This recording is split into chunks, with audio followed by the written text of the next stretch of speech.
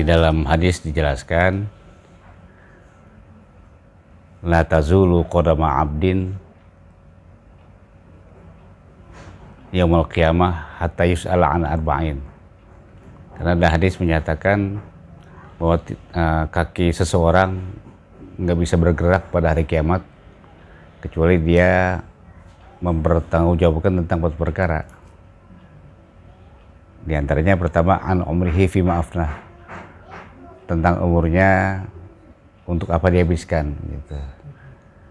Ya, umur dikasih panjang alhamdulillah. Bahkan kadang-kadang kan orang suka memperingati hari ulang tahun kelahirannya dengan menyanyikan happy birthday to you, happy birthday to you dan sebagainya. Kadang-kadang diselenggarakan dengan acara yang terlalu amat sangat mewah, menghabiskan biaya sampai ratusan juta. Katanya dalam rangka umur panjang. Ya, tapi harus kita ingat, di balik umur panjang ada sesuatu yang berkurang. Semakin berkurangnya jatah kesempatan untuk menghadapi hari esok, mempersiapkan keperluan yang pasti bakal datang pada kita, yakni kematian. Itu karena orang terlengah begitu, nggak sadar di samping umur bertambah, kemudian ada yang berkurang jatah kesempatan, mata kabur, kemudian uban bertabur, setiap saat dinanti efek kubur tuh. Kadang-kadang manusia nggak sadar. Yang kedua, wa an ilmihi fi fa'ala. Mungkin hanya 2 aja nih seterangin. Ilmu digunakan untuk apa? Nah, mencari ilmu itu satu hal yang luar biasa. Seseorang yang mencari ilmu, apalagi untuk kebaikan hidup dunia akhirat, nilainya sangat tinggi. Yarfa'illahu alladhina amanu minkum walladhina utul ilma darajat. Allah mengangkat derajat orang-orang yang berilmu dan diberi pengetahuan beberapa derajat. Maksudnya Allah mengangkat orang-orang yang beriman dan orang-orang yang berilmu berderajat, itu maksudnya. Nah, di sini kita ambil kesimpulan. Tadi kan bunyinya begini. Allah mengangkat derajat orang-orang yang beriman dan diberi ilmu beberapa derajat gitu. Jadi orang beriman yang berilmu dan orang berilmu yang beriman. Kenapa orang beriman yang berilmu diangkat derajatnya?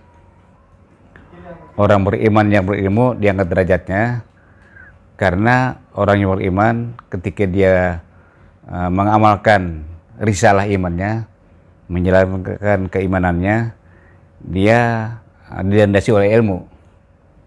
Seseorang menjalankan keimanannya, menjalankan syariat Islam, dia ibadah dengan baik, tapi nggak pakai ilmu, kan nggak bisa itu, begitu, nggak bisa.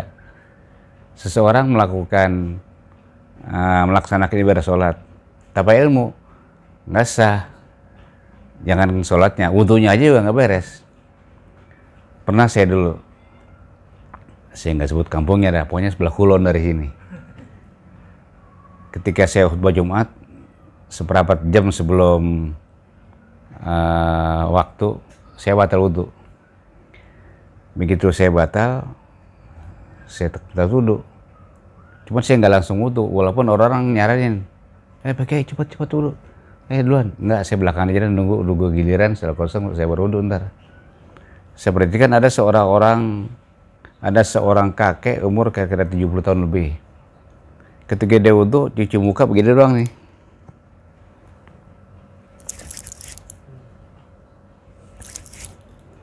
Ketika basuh tangan, ini pakai kokoh begini dia. Segini doang nih. Tuh. Pas kaki sampai ke dengkul. Ya. Tuh wudhunya sah nggak tuh? Nggak sah. Kalau itu nggak sah, sembahyang sah nggak? Nggak sah. Saya lihat begitu, saya masuk ke ruang lobi, saya panggil, Wan, sini Wan. Sini sebentar Wan, saya mau ngobrol. Ada apa Kek? Wan tadi sebenarnya wudhu apa cuci muka kegerahan? Emang apa? Saya wudhu, saya buang angin barusan. Gitu. Begini, kalau wudhunya seperti itu wudhunya nggak sempurna. Kalau wudhu nggak sempurna, sebaiknya nggak sempurna. Walaupun bukan nggak sempurna, kagak sah. Cuman saya bilang nggak sah, saya nggak enak sama dia. Kan dia orangnya galak di situ, dikenal juara. Orang kalau ngoreksi dia, orang langsung dijitak sama dia. Galak. Saya bilang begini, bagaimana emang kudunya? Begini, ketika kita cimuka, nih, ambil air, nih, semuanya nih, dari sini nih, terus kena semuanya nih. Tangan sampai sikut sini nih, lebihin 3 jari, lebih cakep. Oh begitu, saya baru tahu ini. Lah emang kemarin wajib kalau malam Jumat sini nggak pernah ikut pengajian, gitu.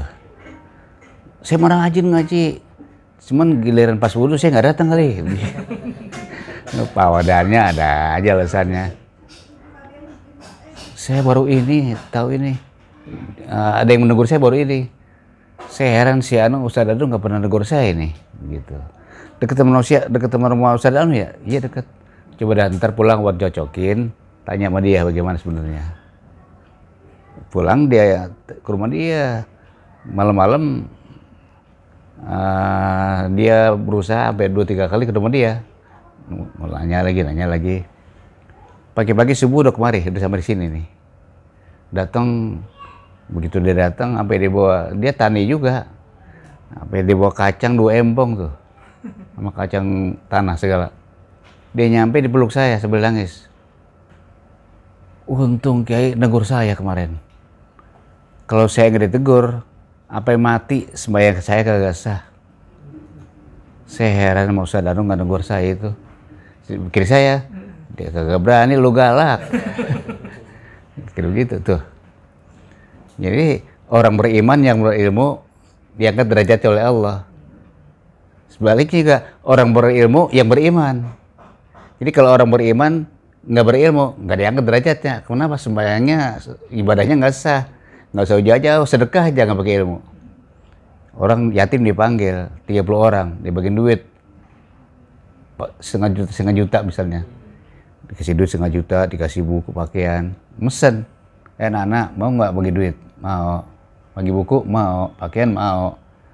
Syaratnya satu, setelah kamu terima ini semuanya, kamu ngomong kepada semua orang yang kamu ketemu, bilang saya ngasih hadiah ini.